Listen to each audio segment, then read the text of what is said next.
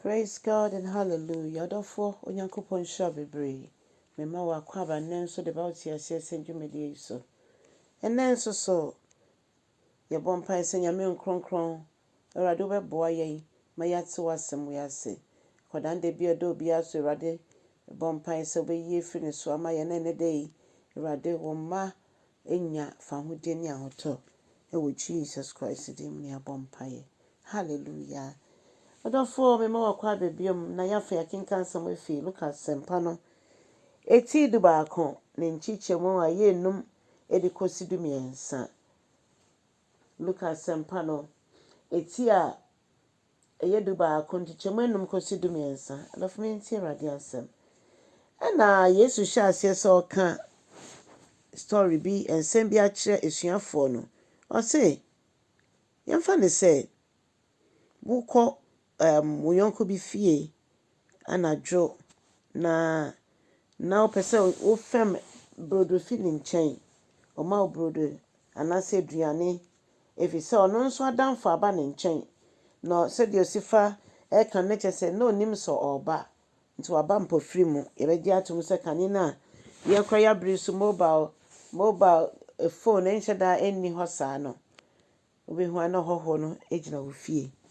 Okay, sa pepepe. Inti okobo opono mu. Bomu bia na danfo se eye yato ye pono mu minti mbie. Me ye ne memma ye nyina ya deda inti mmo bie ni ho ede be ma.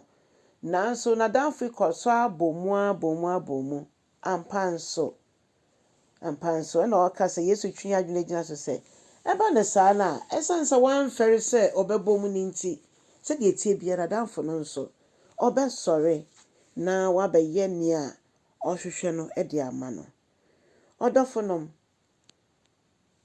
fra Onyankopon afra yen ehia ma niam bebre etwase ye afemu de na obi nso ye na afemu de enye de bia na ebeka se ye hwehwe afi obi nchen etwase ye afemu de gidi a ye de betu anamon ewo nyame mu ene nyame na asem ho no eno asa gidi na aso nyame hwe so na ode ye yakoma so ade ema yen ebia tibia bi wo ho a wo mpa enso ugusu wo mu me bompa ese nyame nkonkron besra wo ne dey na onye wo ho nsenkyene efise se yekoso bompa ya se ye gidifo no na edu nyame asum o se bibia mo begina medin mu ebeka ebeye ebiara no meka che meja no ema na ya ama inti bibiara obitumi ye no enye nipa na kasa na ho odin a na saabro nyame pese ade ho nyina ato no so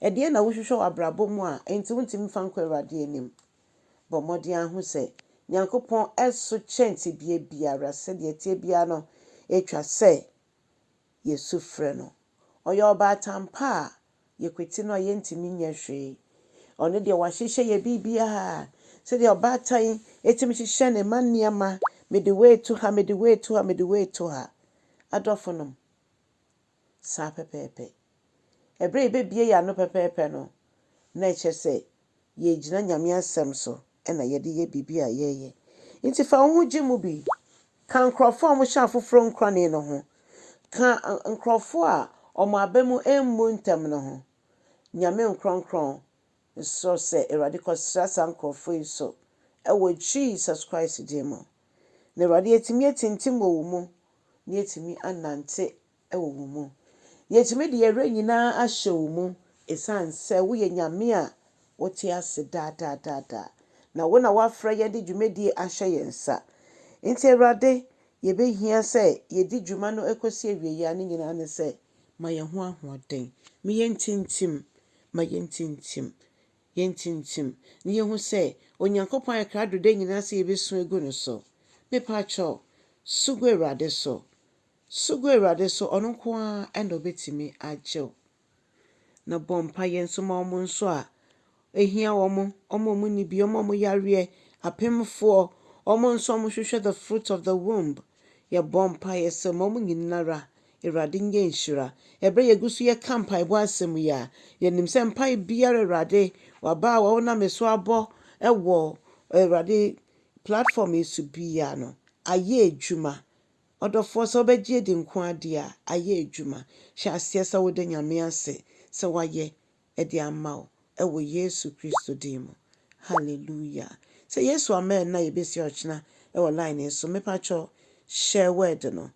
Share word no na ɔfoforɔ nso nyɛ nidaso wɔ Yesu din mu. Amen.